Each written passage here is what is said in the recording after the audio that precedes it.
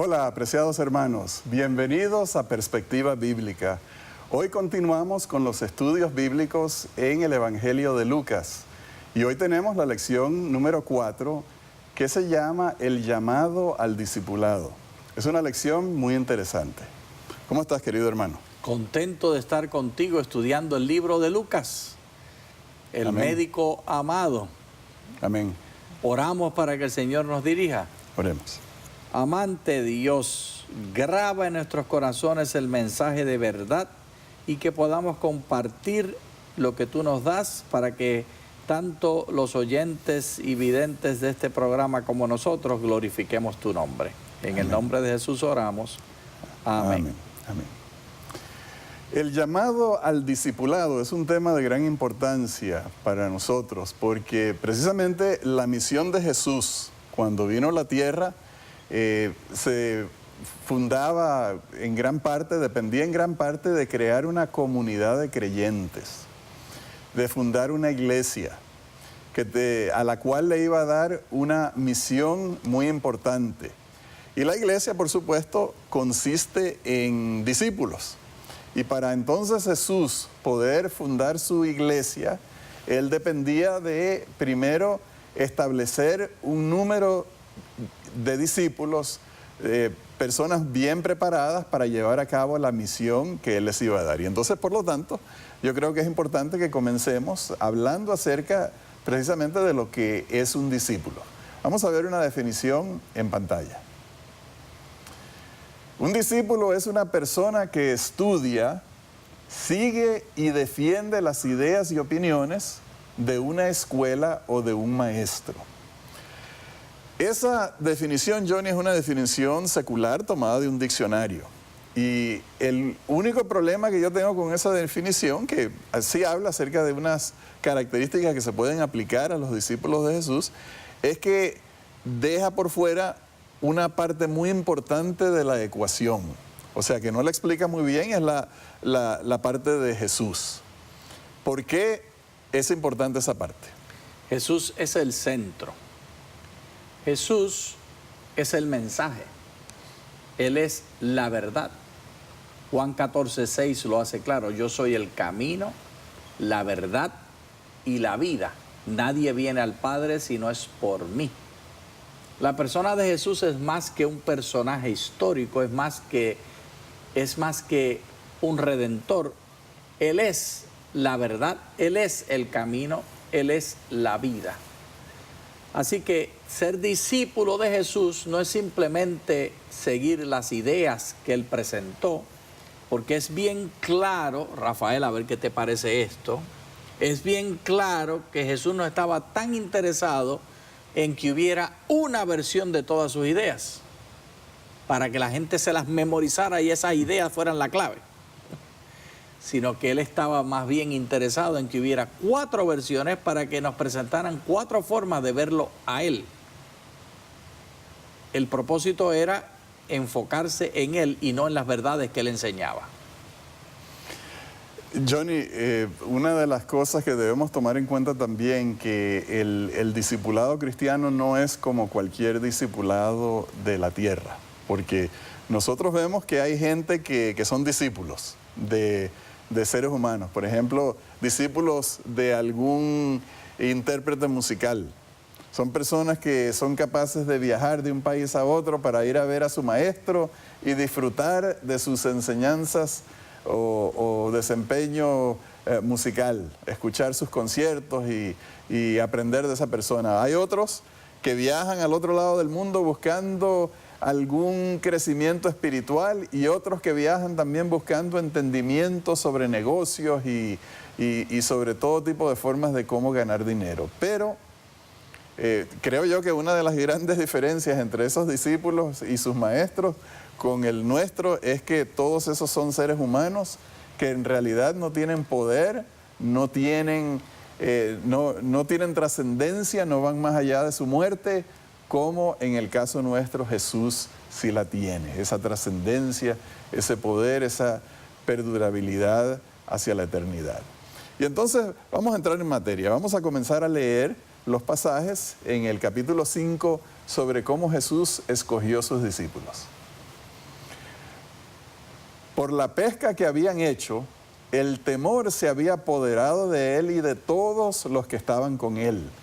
Y asimismo de Jacobo y Juan, hijos de Zebedeo, que eran compañeros de Simón. Pero Jesús dijo a Simón: no temas, desde ahora serás pescador de hombres. Trajeron a tierra las barcas y dejándolo todo, lo siguieron. Bueno, lo primero que debiéramos de nosotros notar de este pasaje es que estos discípulos que escogió Jesús en sus primeros días, los primeros de ellos, no eran discípulos que daban mucha esperanza de tener éxito. En otras palabras, Johnny, yo pienso que si nosotros vamos a crear una gran empresa hoy en día, especialmente si vamos a invertir una gran cantidad de dinero, nosotros vamos a querer escoger los mejores empleados para ayudarnos a llevar nuestra empresa al éxito. Vamos a escoger personas con títulos universitarios, personas con experiencia, personas con demostradas habilidades. Pero yo no veo que esa fue la táctica o la técnica que aplicó Jesús. Jesús estaba interesado en personas que tuvieran la capacidad de comprometerse con Él. En el caso de los discípulos académicos, por ejemplo, Rafael y yo vivimos los dos en el mundo académico, y nosotros todo el tiempo estamos citando somos discípulos nosotros mismos, Rafael y yo como profesores, de diferentes teoréticos, de diferentes personas que escribieron libros sobre teoría, sobre ideas, y la vida de esas personas no tiene la menor importancia con respecto a las teorías.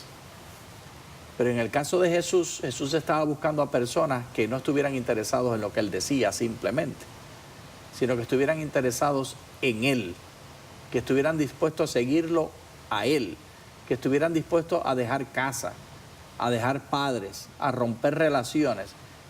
Como Él mismo declaró: mi Padre y mis hermanos son los que hacen la obra de mi Padre que está en los cielos.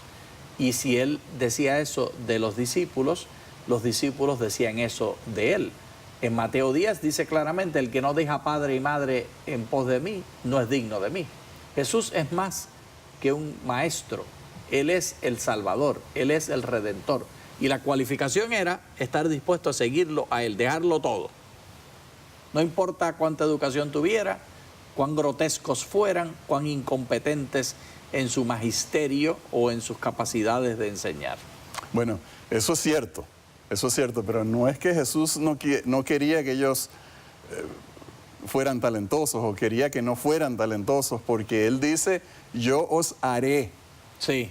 Y lo dejamos en blanco porque, aunque allí dice pescadores de hombres, allí se pueden poner una gran cantidad de cosas. Yo os haré músicos, os haré predicadores, os haré poetas, os haré carpinteros, os haré cocineros, os haré artistas.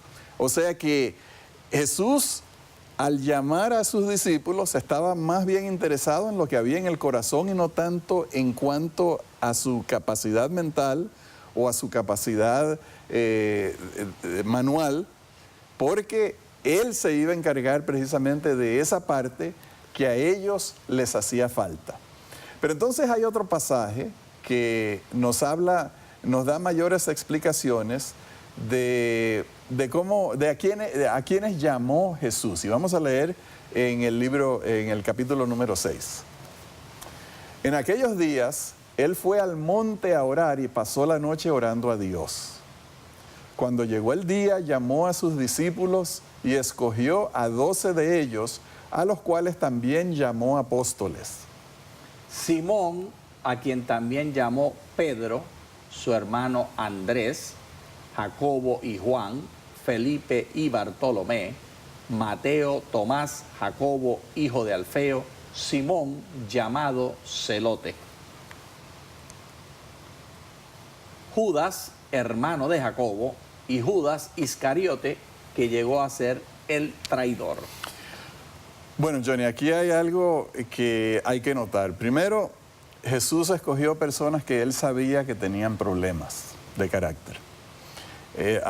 Algunos eran pescadores y yo nunca he sido pescador, pero yo sé que donde están esos hombres burdos trabajando fuerte, hay malas palabras.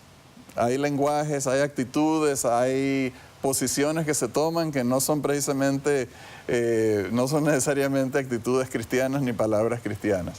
Él tenía entre los que había invitado un cobrador de impuestos y estaba Judas, que sabemos que era ladrón y llevaba la traición por dentro. Lo que eso me dice es que Jesús está dispuesto a llamar a pecadores a servirle a Él. ¿Por qué? Primero tengo que decir una reacción. Amén y aleluya. ¿Sabes por qué digo eso, Rafael? ¿Por qué? Porque tú y yo también podemos ser incluidos. Amén, correcto. Amén, aleluya.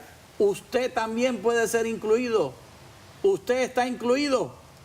No importa sus defectos, la razón por la cual Jesús nos escoge es porque estemos dispuestos a dejarlo todo para seguirlo a Él.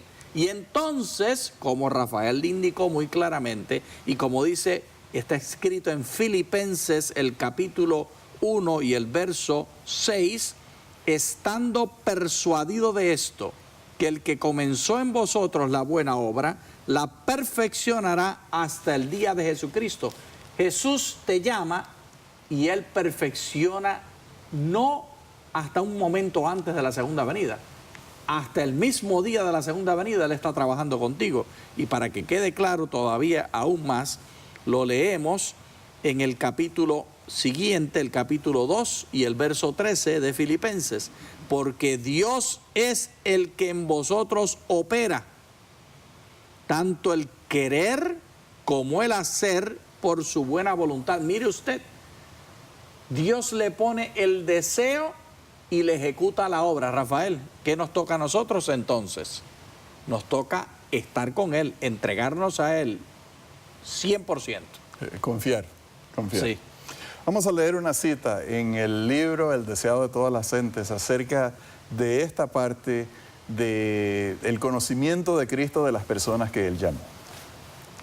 El Salvador conocía el carácter de los hombres a quien había elegido. Todas sus debilidades y errores estaban abiertos delante de Él. Conocía los peligros que tendrían que arrostrar, la responsabilidad que recaería sobre ellos, y su corazón amaba tiernamente a estos elegidos. Entonces, no es ninguna sorpresa, Jesús nos conoce a nosotros, Jesús sabe cuáles son nuestras debilidades, cuáles son nuestras rebeliones, pero con todo eso, apreciados hermanos, Cristo nos llama, Cristo nos recibe, Cristo quiere trabajar con nosotros porque Él tiene una obra que hacer en nuestras vidas.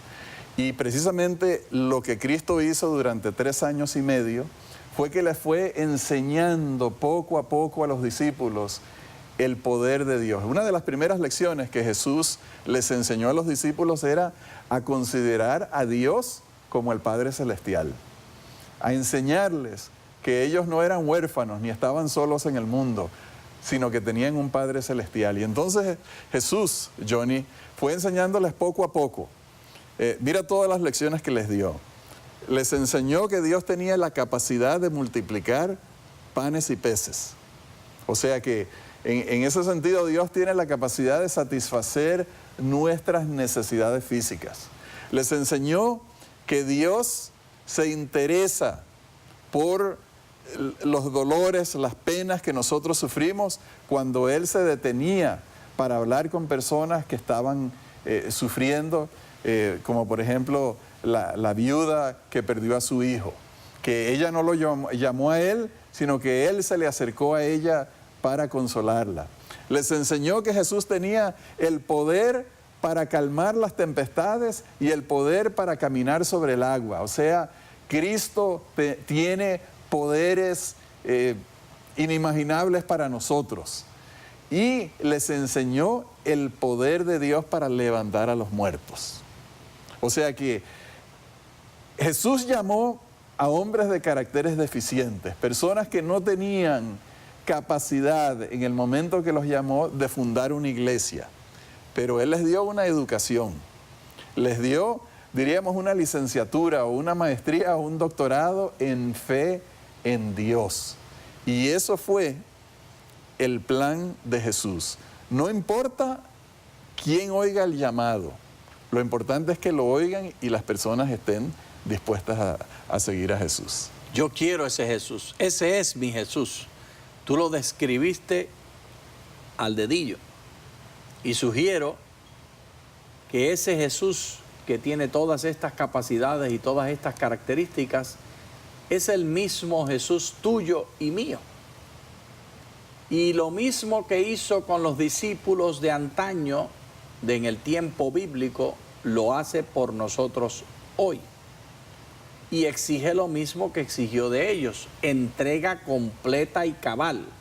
Nada puede estar en el medio, tener la primacía, a no ser la persona de Jesús.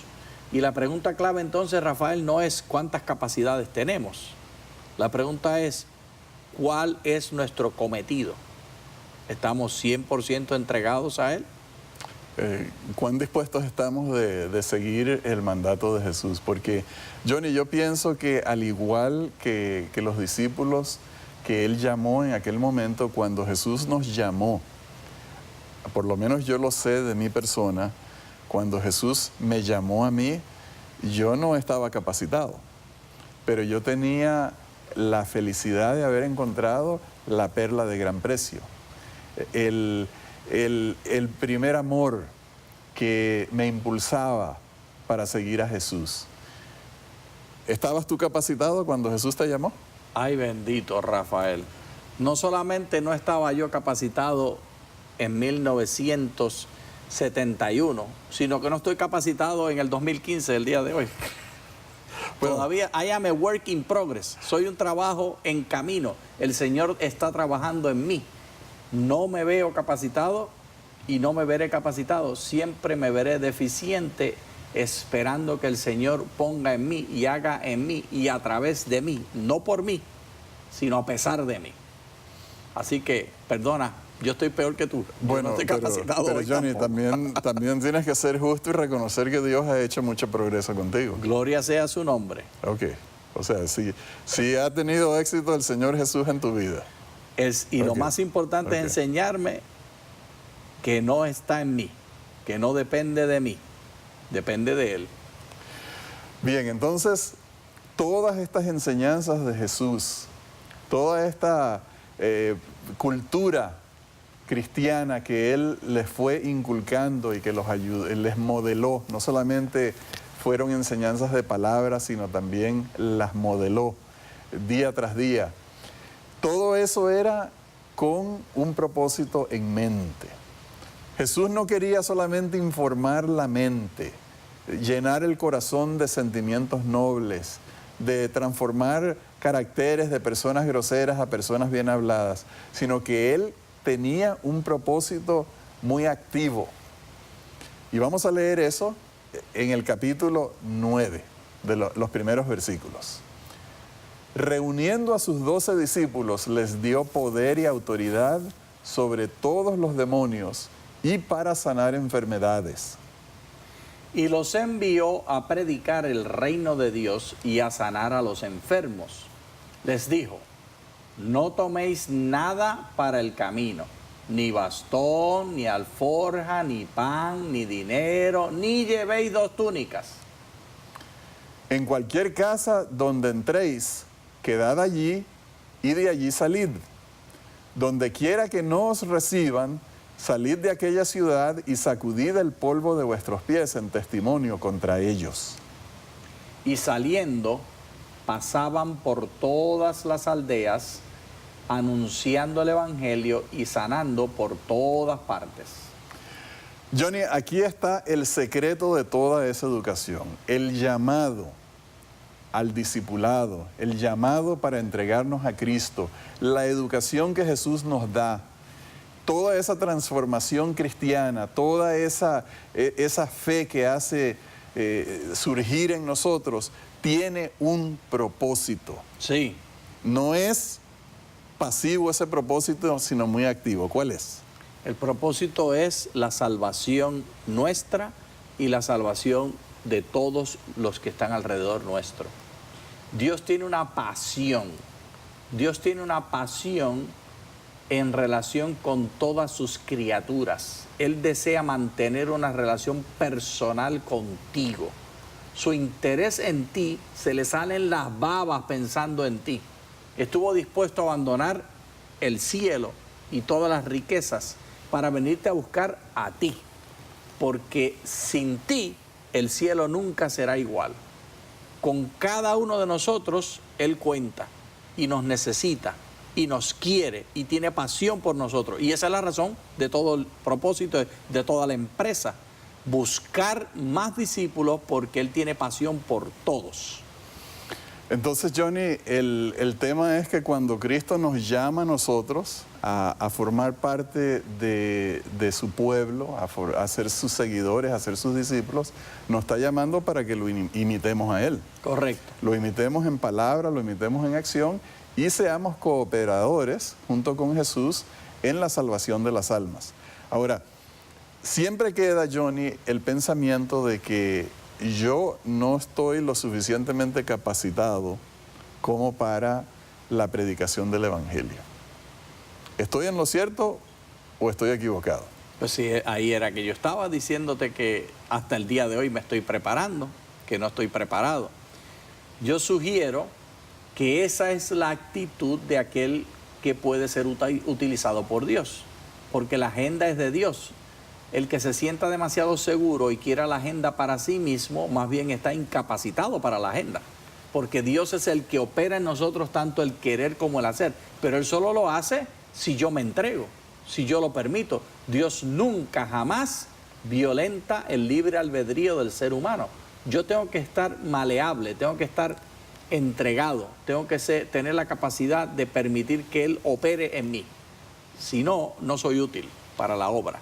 Pero entonces queda claro el mensaje de que la madurez de la experiencia cristiana se muestra en cooperar con Cristo en la salvación de las almas. Amén.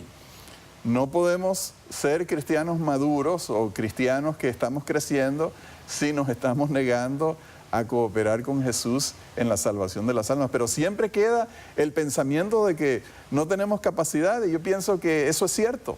No tenemos capacidad, porque nuestra capacidad no es nuestra. Jesús no nos escogió a nosotros por nuestros talentos. Jesús no nos llamó porque tenemos increíbles facultades, sino Él nos llamó porque Él tiene poder y Él tiene capacidad. Y eso quiere decir, Johnny, que cuando yo me atrevo a dar un paso en hablar, en dar estudios bíblicos, en animar a otros en la fe y en seguir a Jesús, que Él está actuando y dándome poder, dándome habilidades, dándome esa experiencia. Y eso es parte de lo que dice el siguiente pasaje que encontramos en el libro llamado La maravillosa gracia de Dios. Leamos. Así como Cristo envió a sus discípulos, envía hoy a los miembros de su iglesia. El mismo poder que los apóstoles tuvieron es para ellos. Si desean hacer de Dios su fuerza, Él obrará con ellos y no trabajarán en vano. Comprendan que la labor en la cual están empeñados es una sobre la cual el Señor ha puesto su sello. Nos envía a seguir anunciando las palabras que nos ha dado, sintiendo su toque santo sobre nuestros labios. Este pasaje es maravilloso, Johnny, porque habla acerca de una intimidad con Jesús. Yo pienso que sí, hay mucha gente que le da temor el tema ese de que, bueno, trabajar por la salvación de las almas, porque sienten su incapacidad, sienten su falta de talento, sienten su falta de atrevimiento, de confianza propia, pero ese no es el tema. El tema es que Dios, el Espíritu Santo, Jesucristo, nos da una capacidad. Yo no sé si tú alguna vez has tenido la experiencia, Johnny, de que vas a dar un estudio bíblico, vas a predicar y de repente te pierdes a ti mismo. O sea, es como que estás poseído por el Espíritu Santo, que estás hablando del corazón, estás hablando de una forma inspirada. Que eres testigo de lo que está sucediendo. Que no eres tú el que está en control. ¿Has tenido esa experiencia? Sí, sí. Y Pero esa experiencia viene porque tú eres muy talentoso. esa experiencia viene porque soy incapaz, porque reconozco que Dios es el que está en control y al entregarme a Él, Él toma posesión, Él hace la obra, Él empieza la obra y Él termina la obra, Él pone el querer en mí y Él pone el hacer. Todo es de Dios. Lo que yo tengo es mi persona, el vacío de mi corazón. Y al entregar ese vacío a Dios en relación con Él, Él lo llena y lo hace completo. Bien, yo pienso que, Johnny, una de las mayores experiencias que nosotros podemos tener como cristianos es aquella de experimentar el poder de Dios en nuestras vidas, de sentir la presencia de Dios, de ver al Señor actuando en nuestras vidas y especialmente bendiciendo nuestras acciones. Y si nosotros, queridos hermanos, queremos experimentar muy de cerca al Señor Jesucristo en nuestras vidas, lo podemos hacer al compartir el Evangelio con otras personas. Lo podemos hacer inclusive dentro de nuestro propio hogar cuando animamos a nuestros cónyuges, a nuestros hijos, a nuestros vecinos a seguir a Jesús, a tener fe, a entregarse, a esperar en Dios. Porque esa es una obra que cuando nosotros la hacemos, Jesús está con nosotros y Jesús pone su bendición. Vamos a concluir con una oración. Querido Padre Celestial, estamos agradecidos que tú nos ofreces a nosotros participar en la salvación de las almas junto contigo. Danos ese deseo, esa hambre de ganar almas para ti, de afirmar a otros en la fe cristiana. Danos tu Espíritu Santo, toma posesión de nosotros, habla por medio nuestro y permítenos ver tu poder actuando en nuestras vidas. Lo rogamos en el nombre de Jesús. Amén. Amén. Para la semana que viene continuamos con los estudios en el Evangelio de Lucas y tenemos la lección que se titula Cristo es Señor del Sábado. Los invitamos para que nos acompañen y Dios los bendiga enormemente. Muchas gracias.